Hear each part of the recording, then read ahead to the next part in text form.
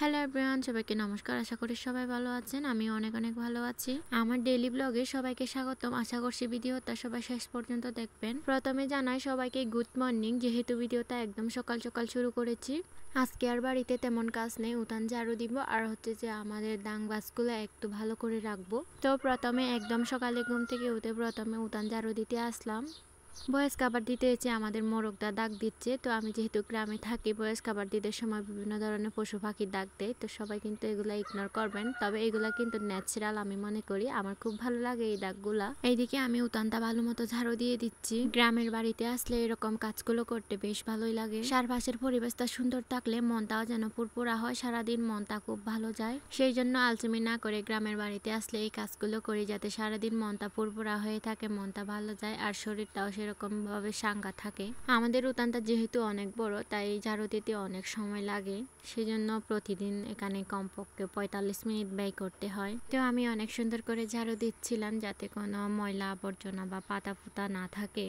প্রতিদিন এই সাধারণ কাজগুলো আপনাদের সাথে শেয়ার করি, আশা করছি সবার খুব ভালো লাগে। আমার কিন্তু এগুলো শেয়ার করতে অনেক ভালো লাগে সবার সাথে। বাড়িতে যারা থাকে আমি মনে করি সবাই এই কাজগুলো সকাল সকাল করে নেয়, তো আমিও সকাল সকাল করে নিচ্ছি। পরিবেশ ভালো তো মন ভালো, মন ভালো তো শরীর ভালো, একটার সাথে আরেকটা কানেক্ট করা আছে। পরিবেশ সুন্দর থাকলে অটোমেটিকলি আপনার মন ভালো হয়ে থাকবে। তো গাইস, উঠান কিন্তু ঝাড়ু দেওয়া শেষ। এটা হচ্ছে আমার উঠানের ফাইনাল লুক। উঠান ঝাড়ু দেওয়ার পরে আমি আরেক দিকে চলে আসলাম। এখানে হচ্ছে অনেকগুলা বাস আছে, তো এই বাসগুলো একটু ভালো মতো রাখবো। তো গাইস, আজকে কিন্তু আমাদের এখানে প্রচুর বৃষ্টি হচ্ছে। এদিক দিয়ে বয়স খাবার দিতে যাচ্ছি, প্রচুর কষ্ট হচ্ছে। বৃষ্টি হওয়ার কারণে টিনের যে শব্দটা হচ্ছে, এই শব্দটার জন্য এখন বয়স খাবার দিতে প্রচুর কষ্ট হচ্ছে। তো কিছু করার নাই, আপনারা এই শব্দগুলো একটু ইগনোর করবেন। এই বাসগুলো এখানে অনেকদিন ধরে পড়ে আছে, তো আজকে ভালো মতো শুকিয়ে একদম বেঁধে রাখবো। গত সিজনে আমরা যে থামুক শ্বাস করেছি, থামুক শ্বাস করার সময় এই বাসগুলো আমাদের প্রয়োজন। থামুক গাছের পাতাগুলো শুকানোর জন্য এই বাসগুলো প্রচুর কার্যকরী। হাতের দড়ি দিয়ে থামুক গাছের পাতাগুলোর সাথে বেঁধে দিতে হয় এই ডাং গাছে, তারপর শুকালে আবার খুলতে হয়। এখন যেহেতু শ্বাসের সিজন ফুরিয়ে গেছে, তো সামনে বছরের জন্য এগুলো সংরক্ষণ করে রাখবো। আগে প্রথমে ভালো মতো শুকিয়ে তারপর হচ্ছে যে মাথার উপরে রাখবো।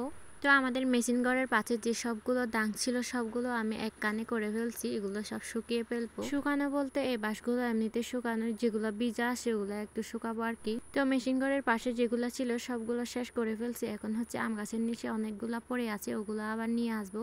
এই ডাং বাঁশগুলো যেখানে সেখানে পড়ে আছে, যেহেতু আমরা ডাং খোলার সময় মানে পাতা খোলার সময় বিভিন্ন ধরনের জায়গাতে সায়াতে খুলি, তো যেখানে খুলি ওখানে রেখে দিই। সেই জন্য এই বাঁশগুলো ওখানেই ছিল। আজকে সব ডাং বাঁশগুলো এক জায়গায় করে ফেলবো আর সামনে বছরের জন্য সংরক্ষণ করে রাখবো। আমার কাজ প্রায় শেষের দিকে। আজকের ভিডিওটা এখানে পর্যন্ত শেষ করছি। আর সবাইকে অনেক ধন্যবাদ ভিডিওর শেষ পর্যন্ত থাকার জন্য। আজকের মতো সবাইকে টাটা।